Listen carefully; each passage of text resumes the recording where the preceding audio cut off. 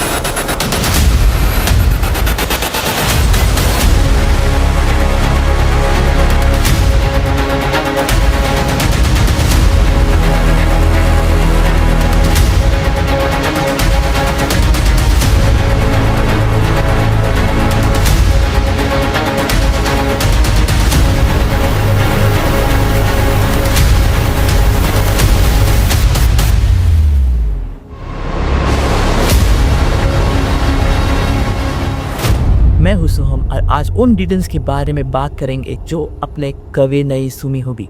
Parliament attack की basic कहानी तो सब जानते। अबे तू हट जा, तेरे मार देगा ये।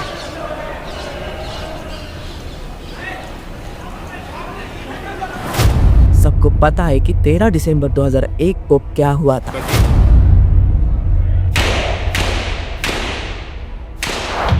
पर आज हमारी डॉक्यूमेंट्री एक नॉर्मल वीडियो नहीं है, ये एक डार्क इन्वेस्टिगेशन है, बिल्कुल एक क्लासिफाइड फाइल की तरह, जहां उन हिडन फैक्ट्स, अंडरग्राउंड प्लानिंग और उन छोटी छोटी गलतियों के बारे में बात करेंगे जिन्होंने उस दिन को पूरा गेम चेंज कर दिया था। हम सीधे कहानी की सबसे डार्क हिस्से पर एंटर करते हैं। 13 दिसंबर 2001 की सुबह दिल्ली का टेम्परेचर काफ़ी कम था। टाइम था 11:40। सबसे पहले सबसे बड़ा अननोन फैक्ट ये है कि उस दिन देश के सबसे बड़े नेता कैसे बचे। उस दिन पार्लियामेंट का विंटर सेशन चल रहा था। नॉर्मल शेड्यूल का हिसाब से उस वक्त सेंट्रल हॉल में करीब 100 से भी ज़्यादा VIPs होने चाहिए थे, जिसमें होम मिनिस्टर LK अडवाणी और बाकी टॉप लीडर्स शामिल थे। पर एक बहुत सी अजीब इत्तेफाक हुई। सेशन उस दिन अपने शेड्यूल से टाइम से ठीक 40 मिनट पहले एडजर्न हो गया था। अगर वो सेशन 40 मिनट पहले ख़त्म नहीं होता तो 5 टेररिस्ट इस हॉल के अंदर सीधे घुस जाते, जहां पूरी इंडियन गवर्नमेंट एक साथ बैठी थी।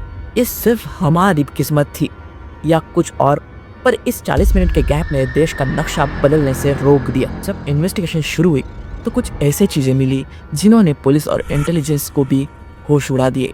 सीन्स ऑफ क्राइम पर जो 5 टेररिस्ट मरे पड़े थे, इनके पास एक लैपटॉप बरामद किया गया। इस लैपटॉप के हार्ड ड्राइव ने पूरी डार्क प्लानिंग के सबसे बड़ा सच उगला। आपको लगता होगा इस अटैक से पहले वो किसी एक अंडरग्राउंड बंकर में डेंजरस प्लानिंग चल रही होगी, बट कुछ ऐसा नहीं था।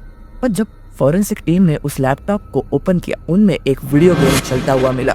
सोचिए दोस्तों, वो लोग इतने कोल्ड ब्लडेड और ब्रेन वॉश थे कि देश की सबसे बड़ी बिल्डिंग पर अटैक करने से पहले वो आराम से बैठकर गेम्स खेल रहे थे। उस लैपटॉप में होम मिनिस्टर का एक फेक स्टिकर एक्सट्रैक्ट डिजाइन मिला, जो उन्होंने अपनी सफेद एम्बेसडर कार पर लगाया हुआ था।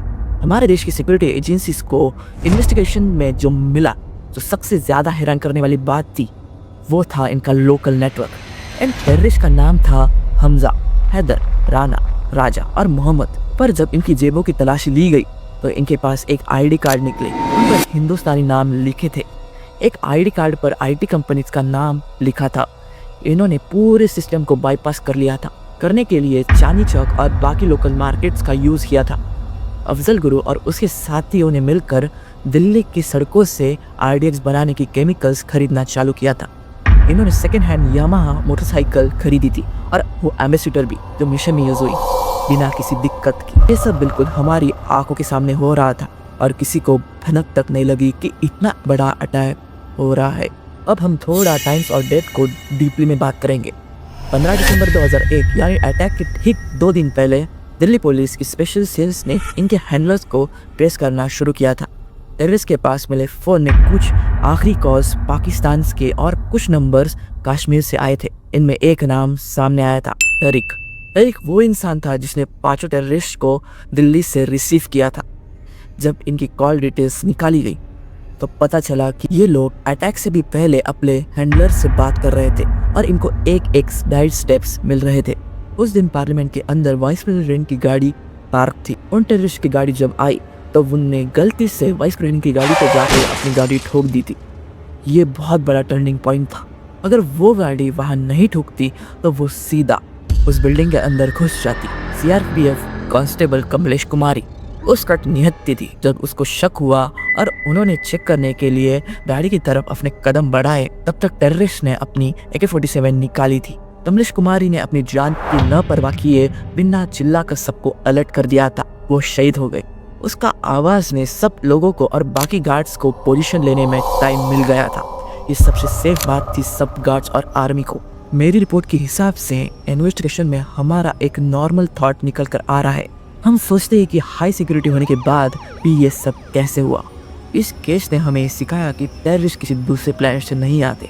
वो हमारे बीच आते, हमारे जैसे कपड़े पहनते, हमारी मार्केट में घूमते और मटेरियल्स और गाड़ियाँ खरीदते हैं। एक छोटी सी फेक आईडी, एक सफ़ेद पुरानी कार, एक फेक लाल बत्ती ने देश की सबसे बड़ी सिक्योरिटी लाइंस को धोखा दे दिया। ये हम सब के लिए एक बहुत डार्क रियलिटी चेक है कि बुराई कितनी शांति से अपना काम करती है। जैसे कि डॉक्यूमेंट्रीज का रोल होता है, हम एग्जैक्ट फैक्ट्स को लिस्ट के फॉर्म में बता रहे हैं। इनका असल मकसद क्या था और इन्होंने क्या क्राइम्स किए। फर्स्ट, मास असैसिनेशन। इनका सबसे बड़ा मिशन था कि पार्लियामेंट के सेंट्रल हॉल में घुसकर सभी नेताओं को, सब VIPs को डायरेक्टली गोली मार देना।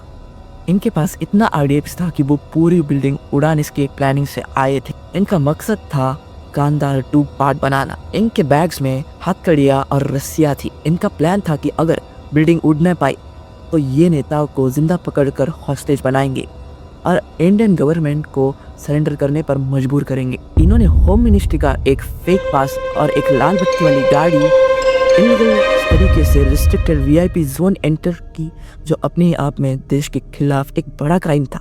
इन्होंने पूरी तरह से तैयारी की थी। साथ दिल्ली पुलिस, CRPF और पार्लियामेंट सिक्योरिटीज के 9 मासूम जवानों की एक माली की बेरहमी से हत्या कर दी। 18 से भी ज्यादा लोगों की बुरी तरह से जख्मी हो गए। इन्होंने भारी मात्रा में ग्रेनेड्स और एक्सप्लोजिव बेल्ट्स बनाए थे। इन्हें नॉर्मल आम रस्तों के दिल्ली पर सड़कों पर ट्रांसपोर्ट किए जा रहे थे। उनका एक टेररिस्ट एक्सप्लोजिव बेल्ट पहनकर बिल्डिंग के अंदर घुसने वाला था, जो गोली लगने के बाद ब्लास्ट हो गए। ये सब बात का प्रूफ है कि इनकी तैयारी कितनी डीप और डार्क थी। ये कोई आम हमला नहीं था। ये भारत की डेमोक्रेसी को जड़ से उखाड़ने का एक खौफनाक प्लान था। ऐसे लगे आपको ये हिडन फैक्ट की डॉक्यूमेंट्री। आशा करता हूँ कि आज आपको उस दिन की कुछ नई सच्चाई पता चली होगी। मुझे नीचे कमेंट्स में जाके जरूर बताना कि आपको इस कहानी का सबसे शॉकिंग फैक्ट कौन सा लगा।